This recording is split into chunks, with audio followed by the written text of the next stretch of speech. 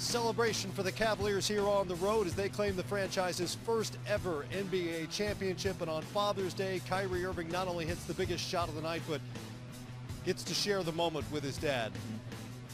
Pretty good stuff, Kyrie. This is the sort of stuff kids dream about in the backyard, right? You hit the biggest shot in Game 7 of the NBA Finals. Did you think about it at that moment after the ball went through? All I was thinking about was getting to Steph and Clay. At that moment, I'm thinking that all 10 guys on the floor, we're going possession by possession. I'll shoot almost an air ball that hits the other side of the rim, and then Steph comes down and shoots a normal shot that he hits, and it hits the other side of the rim. And as the possessions continue, as the time gets lower and lower, I'm like, okay, this is it. This is it right here. And I'm very happy that I had the trust of my teammates and the trust of my coaching staff to take a big shot like that. So I'm happy it resulted in a win. And I mean, it was a Game 7 to remember, and I'm glad that we made history tonight. You know, when you talk about, you know, the adjustments to win, you know, from Game 4 on, you guys more or less shut down their perimeter scores in terms of Thompson and Curry. Mm-hmm. What was the adjustment that Ty Lue made, and what was he saying to you all to get you to believe that this type of defensive strategy could work? I think he did a great job of just communicating that if we limit our mistakes, then we can win the game.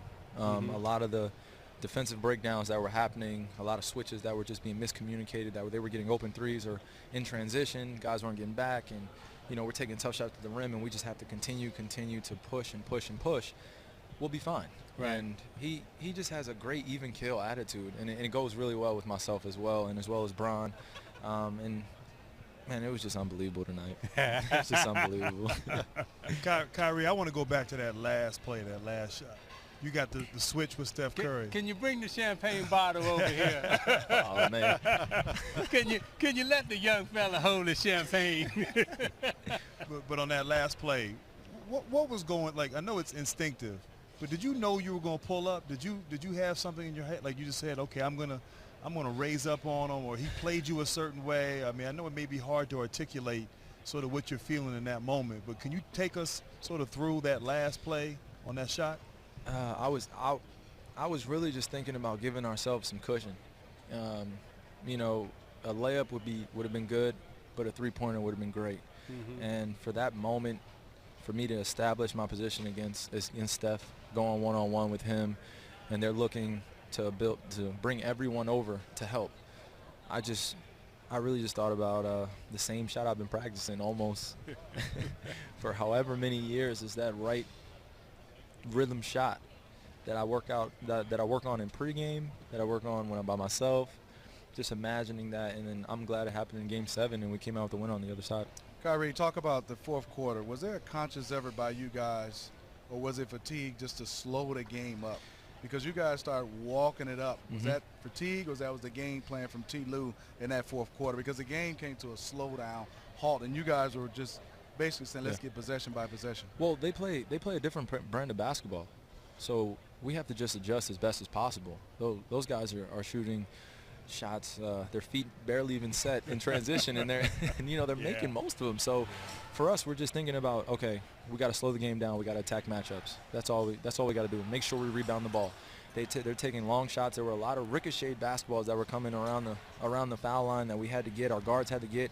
So we're just constantly thinking, okay, make them take tough contested threes, contest it, and we'll live with the result. You know, and then guys were posting up. Guys were attacking matchups tonight. And I said in the locker room, but if this was ever supposed to be a Game 7, I mean, come on, fellas. Like, this is a classic. This was a classic. This is one of those times I'm worth it. Yeah. Now, Kyrie, you hit that big shot, but I wanted to, can you just loan me that left hand? Because you hit two tough left-hand shots over Draymond on one of them that was huge. And then I think you got a little excited. No, I did get excited. I want to be known as having the best offhand in the league, of constantly being able to finish around bigs with both hands.